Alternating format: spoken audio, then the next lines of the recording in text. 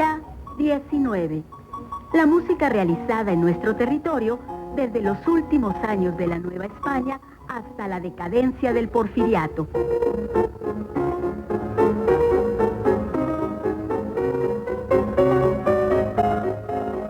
Lira 19.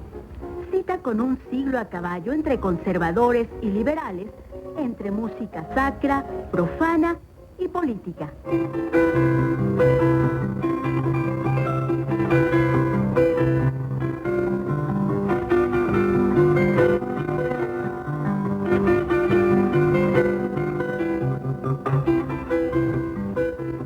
Hemos entrado una vez más a la decimonónica Centuria Mexicana, amigos, Cruz Mejía, en esta tarde dominical que nos tiene reservada una obra de proporciones épicas. Tal como lo comentas, Antonio Bravo, escucharemos a lo largo del programa selecciones de la pieza histórica sobre la independencia de la nación mexicana del entonces Nobel compositor José Antonio Gómez. Obra que tiene como protagonista y principal depositario de las loas que el compositor tributa al general Agustín de Iturbide, a la postre Agustín I de México. Aunque, como han comentado historiadores de diversas tendencias, la consumación de la independencia el 27 de septiembre de 1821 tuvo tintes de inestabilidad política y social, casi como al inicio de la propia gesta en 1810. Tal como lo dices, Cruz, para entrar en contexto y para que no nos condenen por nuestros comentarios, démosle voz al historiador Romeo Flores Caballero, autor del siguiente texto que describe con buena prosa la situación por la que atravesaba el México imperial posindependista.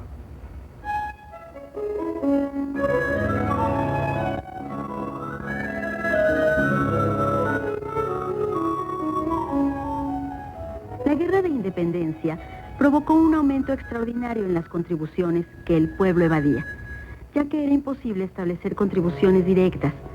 La renta del tabaco, la más valiosa y productiva del sistema antiguo, en franca decadencia, estaba comprometida en deudas. Se desconocía el partido que tomarían los empleados públicos y no era posible continuar con el sistema impositivo de la colonia, por ruinoso, mal combinado y contraído a la opinión pública e intereses generales. Pero a la vez, era imposible eliminarlo por completo, porque el gobierno carecía de fondos para los gastos civiles y militares que aumentaron una vez consumada la independencia. Además, los únicos instrumentos con que contaba el naciente gobierno para resolver sus problemas eran el Plan de Iguala y los Tratados de Córdoba. Se creía entonces que las garantías de unión, religión e independencia en ellos contenidas serían suficientes para solucionar el dilema que enfrentaba el naciente imperio. No obstante, mientras la garantía de la religión era aceptada sin problemas por la población entera, no sucedía lo mismo con las de unión e independencia. Su aceptación tropezaba con los españoles y 300 años de vida colonial.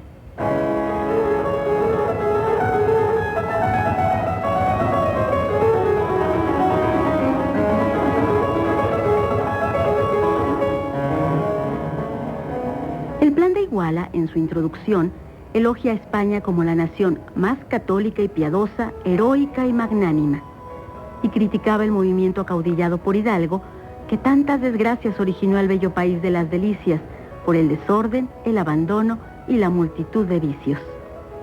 Hacía un llamado a la unión, tratando de convencer a los peninsulares para que aceptaran la independencia.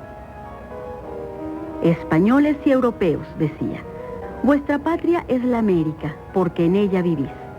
En ella tenéis a vuestras amadas mujeres, a vuestros tiernos hijos, vuestra hacienda, comercio y bienes. En tanto, a los americanos los incitaba por medio de una pregunta: ¿quién de vosotros puede decir que no desciende de españoles? Conceptos que, como es sabido, excluían a la mayoría de la población, que no solamente carecía de ascendencia española, sino que no reunía los supuestos necesarios de una hegemonía cultural y racial.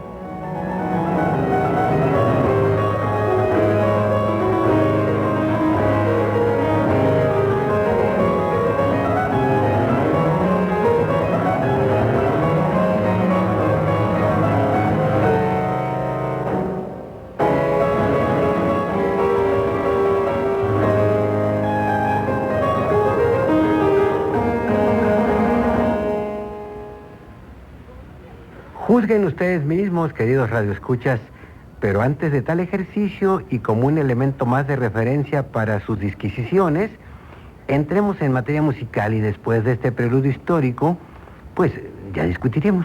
Para tal efecto ya están listos los integrantes de nuestra agrupación invitada, el ensamble Pashkai, a cuya directora y fundadora, la maestra Lidia Gerberov-Hahn, con quien conversaremos al regresar. Le pregunto qué parte escucharemos de la pieza histórica sobre la independencia de la nación mexicana de José Antonio Gómez, un poco para empezar y entrar en materia, maestra. Bueno, hola. Bienvenida. Bueno, gracias.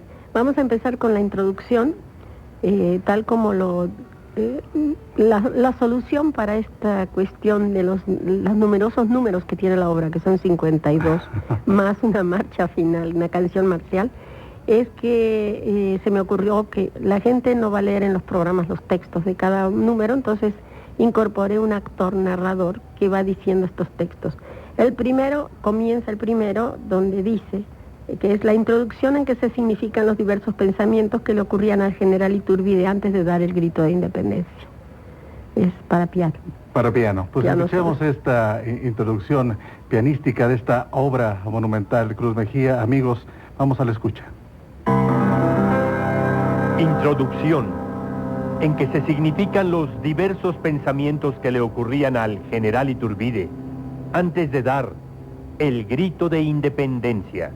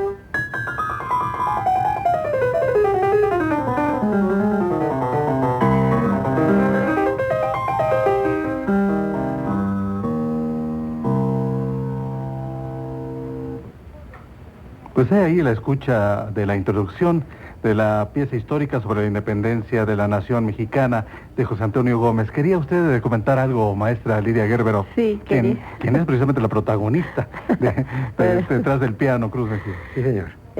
Quería decir lo siguiente, lo que estamos escuchando son fragmentos de la primera edición o la obra completa, que no está en México, no estaba en México, hasta que la encontré en la biblioteca del Palacio Real de Madrid, en una primera edición. Aquí lo que hay y todavía existen son fragmentos de una edición posterior de 43 y 44, con algunos cambios que introdujo el autor, para mí no muy felices, pero bueno. En la primera, el título completo dice Pieza histórica sobre la independencia de la nación mexicana, puesta en música para el pianoforte con acompañamiento de violín, flauta y violoncel, por el joven americano profesor de música José Antonio Gómez y Holguín, de edad de 13 años, que es un error, quien lo 13 años. dedica a todos los libertadores de su amada patria. No podía tener 13 años porque nació en 1805 y la independencia no estaba consumada. Es un error de imprenta, ¿no? Seguro. En la posterior, del 43 y 44, él no pone los instrumentos y tampoco los pone en la partitura. Bueno, en los trozos que hay no se los ve. Y el título dice, gran pieza histórica de los últimos gloriosos sucesos de la Guerra de Independencia, compuesto para pianoforte y publicada en 20 entregas por José Antonio Gómez, impreso por y cumplido. O sea, hay una pequeña diferencia también en la portada, ¿no? Es interesante. Es interesante, ¿no? Sí. ¿Qué pasa a menudo con ciertas ediciones? Sí, porque y las revisiones sí. y estas erratas, ¿no? En lugar de 13 era 8. Bueno, o sea, de eso 3, es 8. una cuestión de imprenta. Ahora, Claro. el cambio del título, Ese sí, eso es una decisión del compositor ya maduro, bastantes años después, donde cambia algunas cosas en el contenido. Lo que nosotros vamos a escuchar es la primera versión. Bueno, eso quiso precisarlo también, porque hay que decir que la obra consta de muchas partes, 52, ¿no? 52 más una canción marcial al final. Y que además, bueno, escucharemos a amigos, como decía la maestra, parcialmente en diferentes Sí, porque es números, muy larga. momentos muy interesantes, ¿no? Ya, Sí. con el grupo Paschay, como lo decíamos, Cruz Mejía. ¿Y qué te parece si vamos a escuchar precisamente la semblanza de este ensamble fundado por nuestra invitada Lidia Gerber-Ophan? Escuchemos la semblanza de Paschay y por ahí también el significado.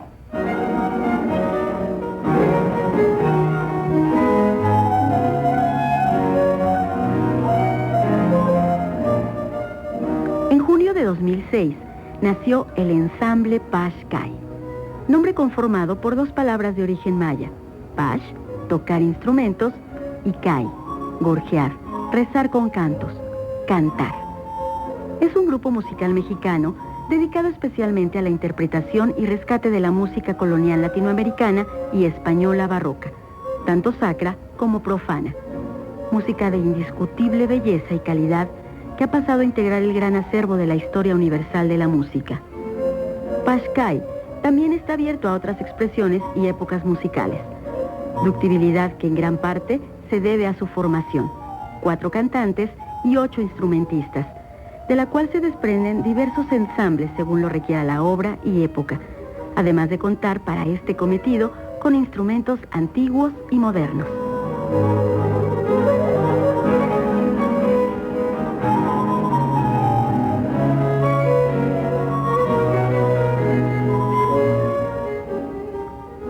El ensamble ha grabado recientemente un disco con obras del siglo XVIII pertenecientes al Archivo Musical de la Basílica de Guadalupe y se ha presentado en festivales de música antigua, en el Centro Nacional de las Artes, en la Sala Manuel M. Ponce del Palacio de Bellas Artes, en el Exarzobispado y el Festival de Música Virreinal de Guadalajara, entre otros escenarios.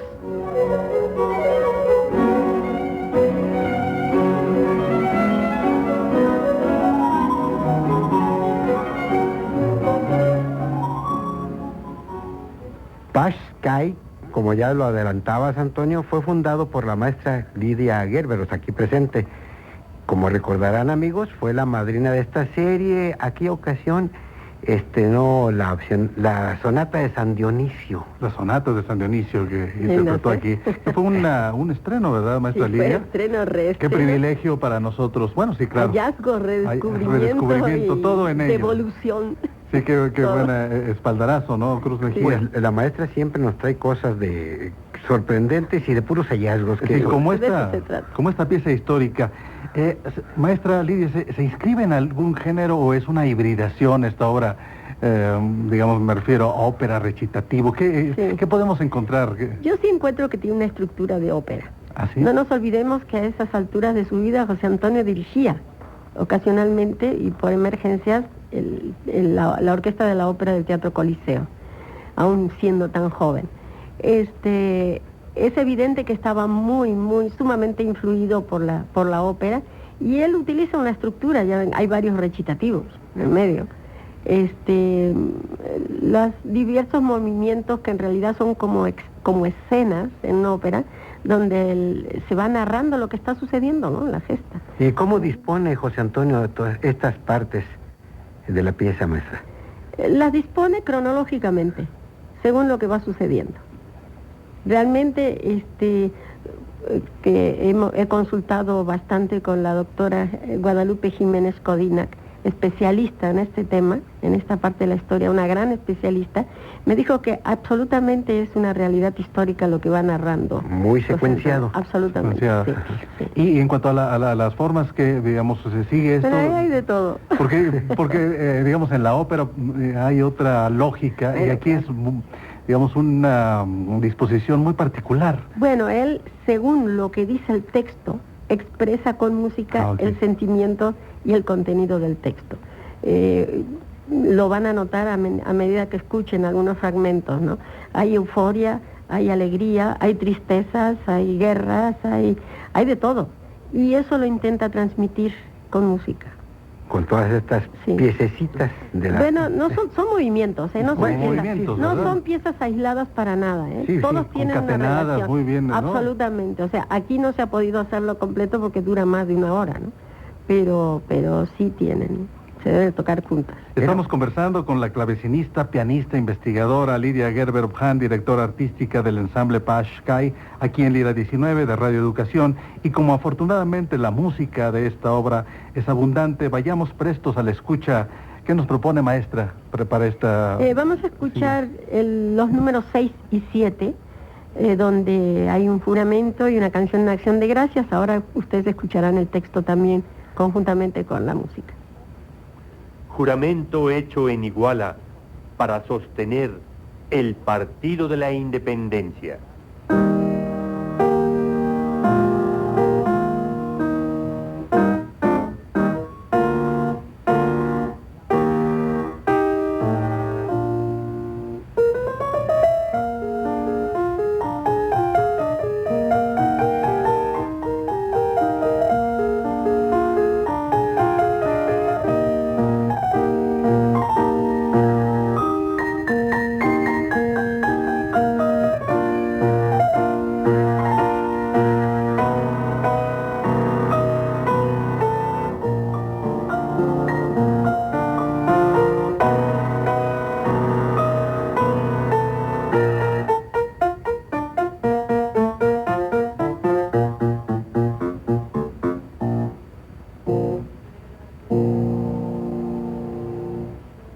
Canción en acción de gracias al Todopoderoso después del juramento.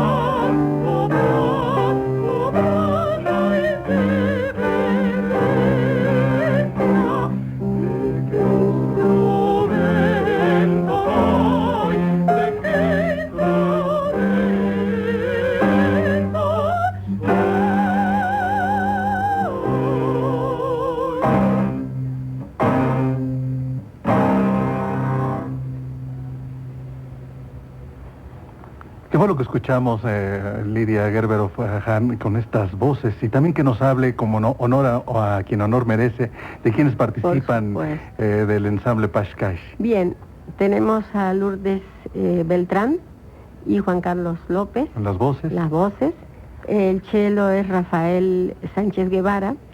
Quiero aclarar que en realidad en concierto lo hacemos con violín y flauta también. Desgraciadamente los maestros Horacio Puchete en la flauta y César Augusto Alarcón en el violín no han podido asistir porque ambos tenían ensayos en sus respectivas orquestas. Pero se oye muy bien. Pero sí, se oye muy bien.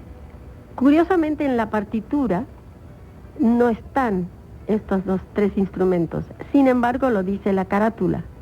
Está clarísimo que el cello reproduce el bajo y que los otros dos instrumentos están doblando a las voces. Entonces, los incluí para darles un poco más de... Y en el último número, en el 52, es cuando aparece escrita la parte de violonchelo, ¿no? Pero sí, a mí me pareció muy lindo. Ya que lo dice la portada, vamos a ponerlo, ¿no? ¿Sería un descuido o como que se obvió? Se obvió porque quizás era una cosa lógica y entendible. Quizás, puede ser. Nosotros sí lo hacemos completo. Bueno, hay que recordar que todo esto es la pieza histórica de la independencia de la nación mexicana de José Antonio Gómez. Autor por demás interesante, Cruz Mejía, amigos, niño prodigio, compositor precoz, del que bien vale la pena conocer un poco más de su vida y su obra a través de esta cápsula que hemos preparado para ustedes.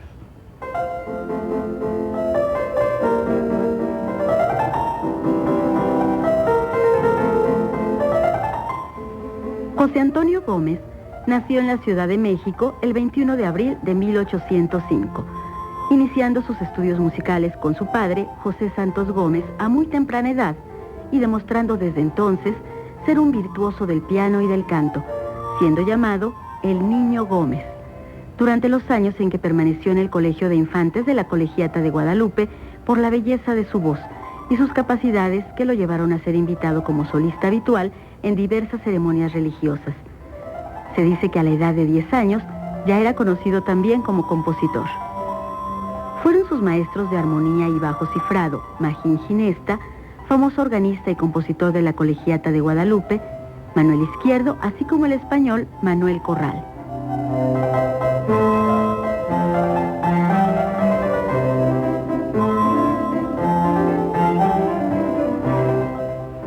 A los 22 años, José Antonio Gómez comenzó a dirigir la orquesta de la Ópera del Coliseo, actividad que continuó realizando durante mucho tiempo, especialmente conduciendo las óperas que representaban en ese teatro, además de fungir como maestro al cémbalo. A lo largo de su vida, José Antonio Gómez tuvo una intensa actividad musical como compositor tanto de música sacra como profana, actividad a la que se sumaban sus labores como profesor, organista, editor de música y autor de varios libros especializados.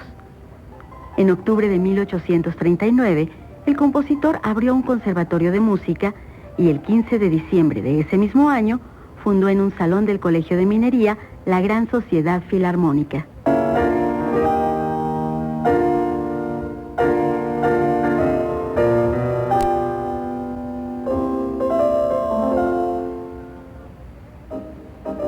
José Antonio Gómez fue jurado para el concurso del Himno Nacional, conjuntamente con Agustín Valderas y Tomás León, primer organista de la Catedral Metropolitana y posteriormente su maestro de capilla. En 1844, José Antonio Gómez formó parte del comité organizador del ramo de la música de la Junta de Artesanos de México, al lado de músicos de prosapia, como el padre Agustín Caballero, director de la Orquesta de la Colegiata de Guadalupe y posteriormente primer director del Conservatorio Nacional de Música. También estuvo al lado del compositor José María Bustamante, Ignacio Cádiz, entre otros.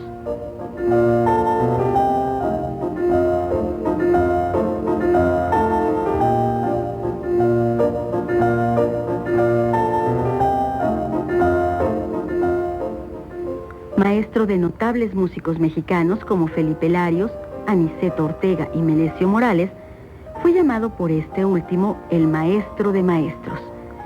En 1864, José Antonio Gómez se trasladó a Tulancingo, donde pasó sus últimos 12 años como maestro de capilla de la catedral.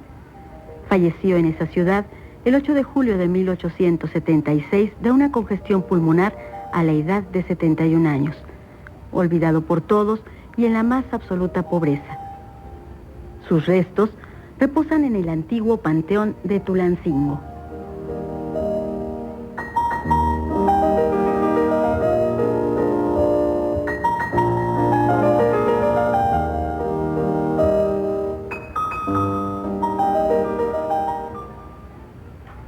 Interesante, como no pocos músicos de aquella centuria, la vida, el legado de José Antonio Gómez, uno más de nuestros olvidados maestros.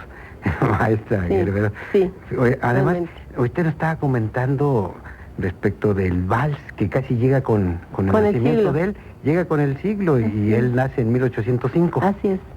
Sí, y él utiliza algunos valses o alguna reminiscencia de vals en algunos de los movimientos para expresar alegría y euforia, ¿no? Que va muy bien, encaja. Además, en esta obra, amigos, es notable la apropiación que del personaje Agustín de Iturbide hace el propio José Antonio. Sí, ya ha mencionado usted para las partes, digamos, alegres, en fin, el vals, pero hace una narrativa muy interesante de todo ese proceso. De toda la gesta. De toda la gesta, ¿no? Y evidentemente él estaba muy involucrado emocionalmente con esta gesta, ¿no? Y se nota. Y muy iturbidicista. Ah, sí, bueno, pero que al fin y al cabo es quien llevó al final la independencia. También se destacan en varios de los recitativos los encuentros que el general Iturbide mantuvo con otros personajes de la Así historia. es, maestro. con el virrey, con sus enemigos también, porque él, Iturbide evidentemente tuvo conversaciones para tratar de salvar una independencia sin derramamiento de sangre, a diferencia de otros.